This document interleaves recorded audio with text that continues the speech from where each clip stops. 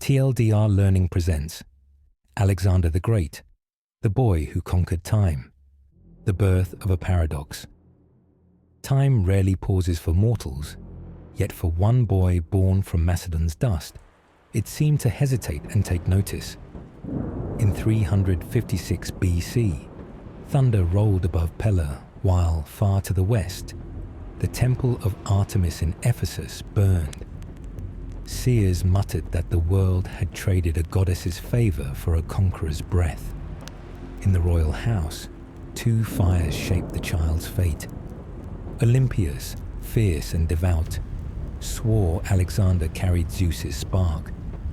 Philip II, iron-willed and wolf-eyed, hammered the fractious Balkans into a lattice of alliances and spears. Between prophecy and policy, the boy learned to balance dreams with discipline. His first tutors fed him Homer before he could seat a saddle. When Aristotle arrived from Stagira, lullabies gave way to logic. Under an olive tree, the philosopher drew clean circles in the sand and said, "Time is the measure of change." The boy watched a hawk wheel above the hills and answered without speaking. If time measured change, then he would change the world so profoundly that time itself would have to keep up. He copied out speeches of Achilles, then trained his body to obey his mind like a drawn bow. Hours of riding, spear work, and the stubborn quiet of study. At 16, he put down a rebellion. At 18, he commanded the companion cavalry at Cheronea, where Philip broke the sacred ban, and Greece knelt in shock. At 20, he inherited the throne and the thicket of enemies that came with it. Sullen city-states to the south, hungry tribes to the north, and, across the Aegean, the long shadow of Persia. When Thebes revolted, he answered with speed that felt almost unnatural. In 3 days, he cracked its walls, stilled its proud voice, and sent a message through Hellas. Resistance now had an expiration date, and Alexander would set it. He walked the shattered streets at dawn, not gloating, but judging the arithmetic of empire. Mercy buys time, terror buys silence. The army gathered as the first light rinsed the stones, armor turning pink, then gold. He spoke without strain, each syllable measured like a pledge signed in iron. "We march not for power," he said, "but for immortality." Veterans who had seen 3 kings felt the hair rise on their arms. It wasn't bravado, it was direction. From that morning forward, calendars seemed to revolve around him. Ambassadors sent by frightened cities reported the same impression. The young king moved as if he had read tomorrow's page and was simply catching the rest of the world up to it. He sharpened the machine his father built. Phalangites with pikes like a field of winter reeds. Hydaspes that flowed like water where the line bent. Companion cavalry drilled until a wheeled turn felt like breath itself. Logistics wagons lengthened, siege trains multiplied, and scouts ranged out like fingertips of a single searching mind. He didn't merely inherit an army, he tuned it until it hummed, and when spring came, he pointed that instrument toward the sea, toward the old wound between Greece and Asia, and dared the horizon to meet him halfway, crossing the threshold. It was in spring 334 BC. The Hellespont flashed like a drawn blade. 40,000 men stood at its edge as gulls skimmed the chop and oars creaked like old hinges. Alexander took a spear, whispered to Zeus, and hurled it into Asian sand from the prow. "Taken," he said, not as theft, but as promise. Symbol first, blood later. He sacrificed at Troy, ran his hand along the stones, said to have witnessed Achilles, and fastened the old stories to his new campaign, as if myth were a banner, and he its rightful bearer. At the river Granicus, Persian cavalry poured down steep banks into glittering water. Commanders counseled caution. He answered with current and speed. Spur on Persepolis, crest burning in the low sun, he drove first across the slick stones. Arrows stitched spray around him. A blade glanced his helmet. A second kissed his cheek and drew a bright thread of blood that ran toward his jaw. He did not slow.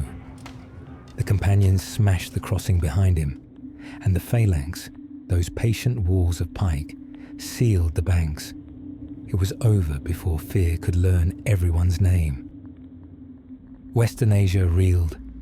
Sardis opened its gates. Miletus fell. Halicarnassus raged and then went quiet. His march was a metronome. Supplies, siege, sortie, surrender. Each city another click on a clock measuring the empire's remaining certainty. On the Anatolian plateau, he paused before a dusty wagon and a knot of yoke bark hardened by centuries. The Gordian knot. Priests recited the prophecy. He who loosed it would rule Asia. Alexander turned it in his hands, finding no seam, no path through the knot's stubborn heart. He smiled the way a soldier smiles at a problem that yields only to will, drew his sword, and cut. The cord sprang and fell like defeated snakes. Gasps fluttered under the temple roof. He hadn't solved time, the story went. He had cut through it.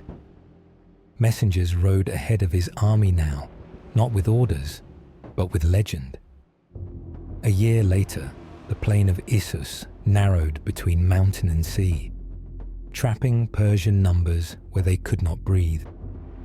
Darius III arrayed an army that seemed to pour to the horizon. Archers like a storm, cavalry in tidal ranks, banners like forest canopies. Alexander made his own army small on purpose, a wedge sharpened to a point. Trumpets screamed. Dust rose and turned the afternoon copper. The Macedonian right surged, pivoted, and drove like a nail straight toward the royal chariot. For one long instant, Darius and Alexander saw each other across the ruin, the past's empire and the future's will. And then the King of Kings broke. He fled. The signal ran through the Persian host faster than any order. Half an empire dissolved before nightfall. After the victory, Alexander walked the field quietly. He paused where the wounded shifted and called for water. He lifted a fallen enemy's head so a soldier could pour it past cracked lips. Mercy and calculation were not enemies in him. They were twin reins. Around the campfires that night, the veterans spoke in low voices. Their young king was not simply conquering land. He was chasing something measured not in miles, but in hours, trying to outrun the decay that swallows every story, forcing history to keep his pace. When doubt crawled near and sleep seemed kinder than marching, he would say only, "Forward," and the tents came down, and the road unrolled as if the world too obeyed. Empire of light and ash. Egypt opened like a door no one had locked. In Memphis, he was crowned pharaoh, not as a foreign occupier, but as a restorer sent by distant gods. At the delta's western lip, he sketched a new city with his staff in the sand. Harbors splayed like fingers, streets crossed by sea wind, a lighthouse he could already see, though no stone yet stood. Alexandria, a harbor for grain and thought, for languages stitched together, for ships to carry ideas as easily as wheat. The priests at Siwa named him Son of Ammon. The desert accepted the verdict with indifferent stars. For a moment, perhaps, the boy from Macedon believed divinity was not a title, but a direction. East again. The heart of Persia still beat in the north. On the wide plain of Gaugamela, Darius assembled everything a dying empire could remember. Elephants armored like hills, chariots with scythed axles, cavalry in ranks that imitated oceans, and an open field large enough to hold their confidence. Alexander studied it as if it were geometry scrawled across Earth. At dawn, he advanced not straight but obliquely, drawing the Persian left into meaningless space, then turned with precision and punched the seam no one else could see. The Macedonian center flexed. The companions burst through. Once more, Darius's courage failed before the shock of decision. The Achaemenid line folded back upon itself like cloth set on fire. He rode into Babylon as a liberator beneath garlands, into Susa as a collector of kingship's tools, and finally through the gates of Persepolis between guardian bulls carved from stone. The palace glittered with ancient gold, walls pressed with images of tributary nations bringing the world in bowls and baskets. That night, flames walked the beams. Some said it was drunken revenge for Xerxes' sack of Athens. Others swore it was ritual, an empire's funeral pyre. Alexander watched the roofs fall and listened to pillars crack in the heat. To stand still is to decay, he murmured to no one. To move is to live twice. The words were not bravado but a diagnosis. He could feel the pause after conquest like a sickness. The only cure he trusted was motion. Beyond Susa, the world grew thinner. Bactria's winds sandblasted the skin. Passes pinched the sky, until only a ribbon of blue remained, and rivers turned to glass at the edges where boots broke them open. He hunted Bessus, Darius's betrayer, across distances that turned pride into endurance. He married Roxana to fuse steel with silk, policy with desire, east with west. He adopted Persian dress at court and asked Greeks to endure the sight. Some grumbled. They had not marched to become Persians. Alexander heard and pressed harder, convinced that empire required mixture, that a king of the world must look like more than one place. The march did not slow. It changed texture. Victories now were less about banners taken and more about lines redrawn inside men's minds. By the time they reached the Hindu Kush, even veterans counted by scars rather than months. Some mornings the camp stank of distance and frost. Other mornings it smelled of cardamom and the sweet smoke of new gods. The army had become a moving city with an alphabet of faces.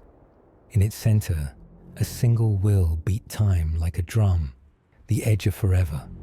In 326 BC, monsoon season along the Hydaspes. Clouds stacked like mountains and burst upon the plain. King Porus waited with war elephants armored in bronze, tall as moving towers, their eyes lined with coal and anger. The river ran high and treacherous. Alexander staged feints for days, training Persian eyes to watch the wrong bank. Then, in a rain-sheathed night, he ferried men through a maze of islands and landed where no one sensible would. Dawn found the Macedonians already forming ranks in mud that tried to eat their sandals. The battle sounded like weather. Trumpets and thunder layered until meaning blurred. Elephants charged, the ground shook, the phalanx braced into a living forest and bled in sheets. Cavalry tried to slide around the giants and instead found themselves swatted aside by tusks and panic. Alexander adjusted on the fly, harassing flanks, isolating beasts one by one, turning chaos into angles. By dusk, Porus stood wounded but upright, so tall in the saddle he seemed carved from the same storm he had just survived. Alexander approached, soaked, exhausted, eyes bright with respect. How would he be treated? Like a king, Porus said. And so he was. A rival made a friend. A province made an ally. Conquest, properly managed, is a multiplication rather than a subtraction. Yet the victory cost something that could not be carried on wagons. The men had seen the end of maps and felt the edge of the world under their palms. They refused to go farther east. Veterans who had marched from the Hellespont to India stared at the rain and wept without shame. Alexander raged, pleaded, offered fortune and new skies. The army stood like a wall no ram could move. He listened to the silence after his last argument and heard, maybe for the first time, the limit to will. He turned the column west. The ocean answered with a long breath, part relief, part accusation. Babylon welcomed him with gardens that seemed to hang from the air and courtyards that pooled the evening like copper. He planned new expeditions, Arabia, perhaps beyond, routes webbing out from his mind faster than scribes could ink them.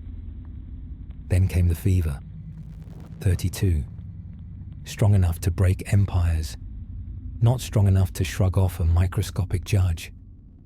He drifted between command and dream, issuing orders that aides scribbled with trembling hands. The generals leaned close. Who inherits your empire? He exhaled through heat and distance. To the strongest. Some heard a dare. Others heard a law of motion. The simple truth that momentum chooses its own masters. Within days, the heartbeat that had paced continents went quiet, but the echo carried for centuries. 20+ cities bore his name or his shadow. Trade routes shifted to the logic he had stamped into geography. Languages braided where his army had camped. Philosophers argued whether he had stitched the world together or torn it open in a way that allowed new growth. The body was mortal. The trajectory was not. Alexander did not merely conquer land. He conquered duration, compressing what most lives never approach into a single, sustained present tense. Even now, every strategist who measures the earth by daring rather than distance walks in the wake of his drum. And if time is the measure of change, then the measure of Alexander is the way calendars everywhere still refuse to forget the path his boots burned into them. Thank you for watching TLDR Learning. If you enjoyed this video, consider liking, commenting, subscribing, and sharing with your friends. There is real research and a team of people working together to bring you these videos. We hope you enjoy them as much as we did making them. Check our channel for more content like this. See you in the next one.